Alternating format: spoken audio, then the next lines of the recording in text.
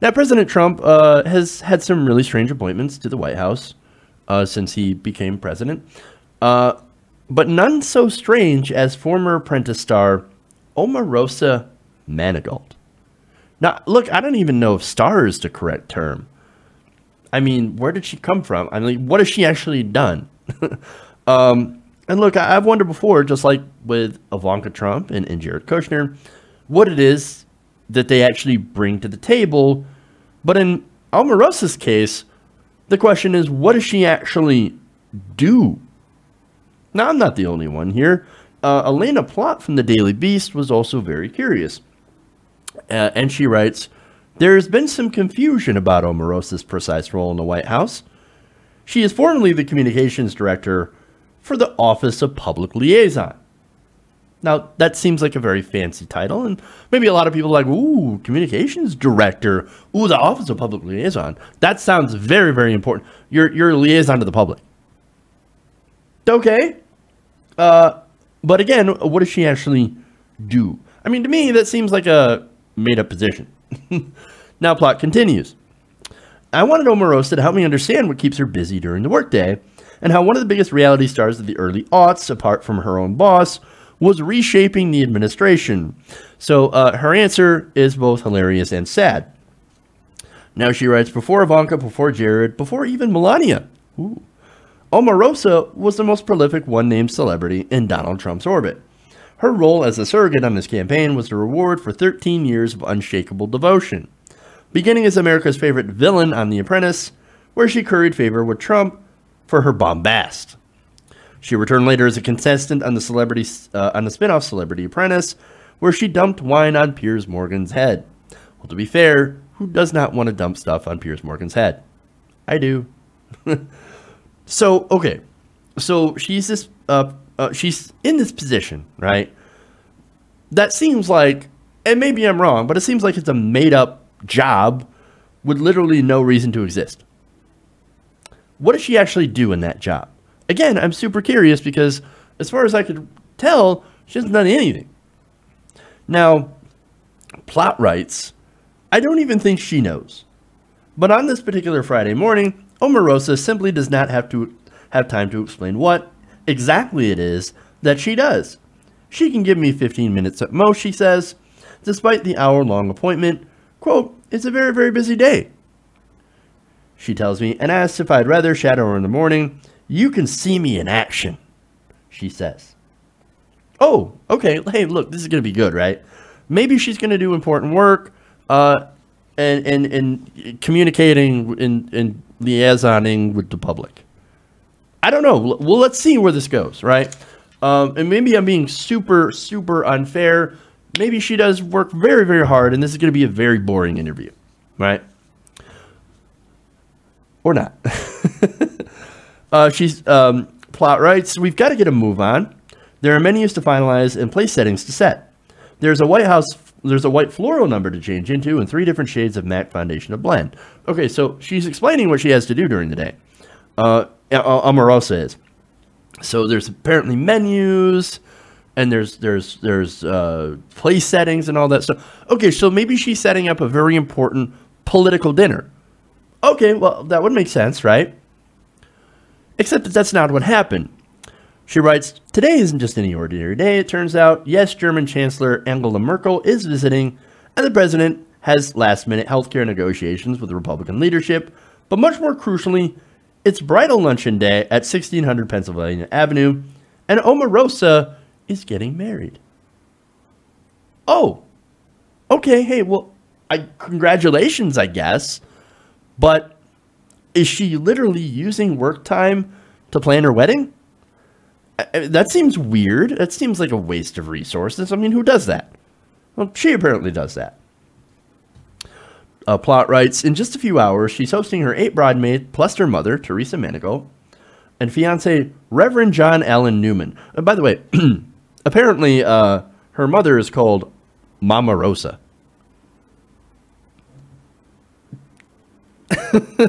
Let that sink in for a second, okay? Mama Rosa.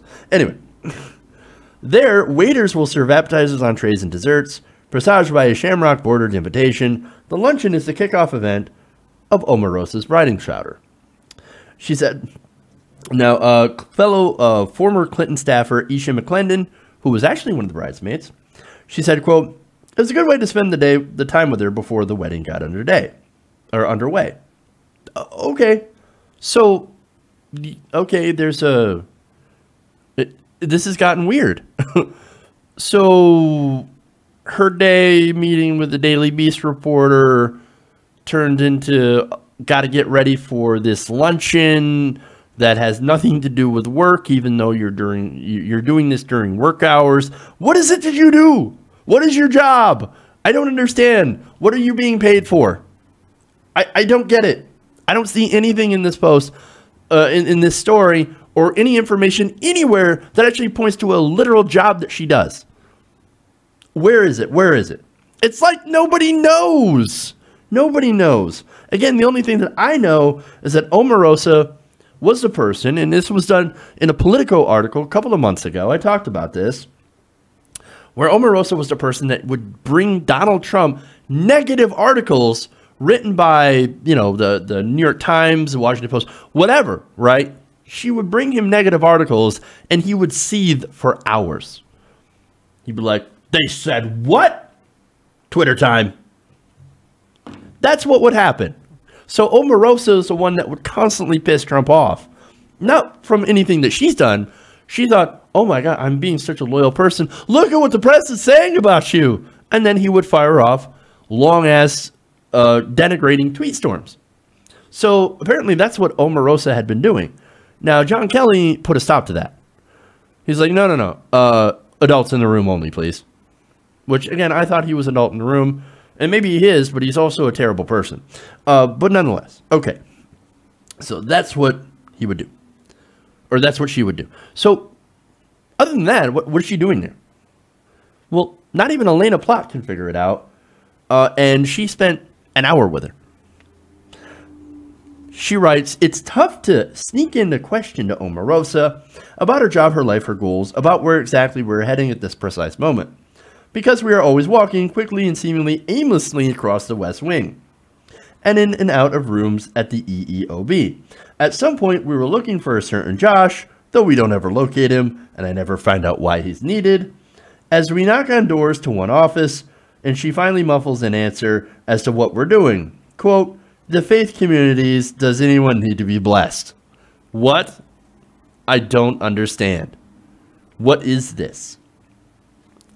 Plot continues. Many of her answers go this way, with sentences accomplishing the syntactical feat of never seeming to begin or end, or they begin and end at the same time.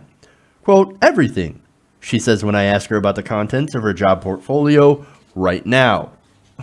Now, that same article goes on to explain how they run into Peter Navarro. They talk about Dancing with the Stars and all that stuff. And that's it. Plot writes, we walk to a door close to the White House side of the EEOB. Suddenly, Omarosa turns to me and says, quote, well, I've enjoyed this first part. When do you want to do the second part? But wait, that's it. That's it. That was the entire thing. An hour with Omarosa, and you still can't figure out what she does for her job. They did nothing. And what's more interesting is that after that, there was no second part. Plot explains, in a trend familiar to lovelorn folks nationwide, Omarosa ghosted me. Dozens of calls, emails, and texts over the course of several months have gone unreturned. That's very interesting. But again, what does she actually do? Well, Elena Plott doesn't know. And it turns out nobody else in the White Wing, or in the West Wing, or I'm sorry, in the White House, all actually knows. Nobody knows. Nobody knows. Quote, after the abrupt end to our day in March, I called a Republican source in constant contact with the White House and asked what they thought Omarosa's job entailed. Quote, no clue. Wait, Hope Hicks let you follow Omarosa around? He asked. No, I hadn't spoken with Hope. So Sean Spicer let you? Ditto. Christ, the source said. No one in the comms department knew a random reporter was walking around the West Wing. And I love this quote. This is why people think we're a shit show. I would say that and many other things. Now, she also reached out, this reporter, to Deputy Press Secretary Sarah Huckabee Sanders for some answers. She was asked if it was normal for people to throw bridal showers and luncheons in the White House and whether or not Omarosa actually paid for this whole thing by herself. Quote, "I have no idea. I will try to track her down." On Friday, a senior White House official did email her saying she did not have a bridal lunch, but did invite her bridesmaids to have lunch with her in the Navy mess hall, which all commissioned officers are allowed to do. Okay, but again, what does she actually do? None of this answers that very basic fundamental question. And it's because there is no answer. Look, Omarosa is a perfect example of governmental waste. She is drawing a salary while doing literally nothing. And this is all because she's good buddies with President Trump. Now, look, you want to talk about waste, fraud, and abuse in the government. This is a perfect example of that. This is not that. It's not about that person on welfare. No. Trump literally put someone in a job that doesn't actually have any responsibility and doesn't actually do anything just because he happens to like that person. Now, look, maybe I'm wrong, and maybe she has played an important role behind the scenes. But so far, from what I can tell, no one has actually quite figured out what that role really is. Hey everybody, thanks for watching this video. If you want to see more like this, please hit the subscribe button below. And if you want to support truly independent progressive media, please consider becoming a patron at patreon.com/TYTNation.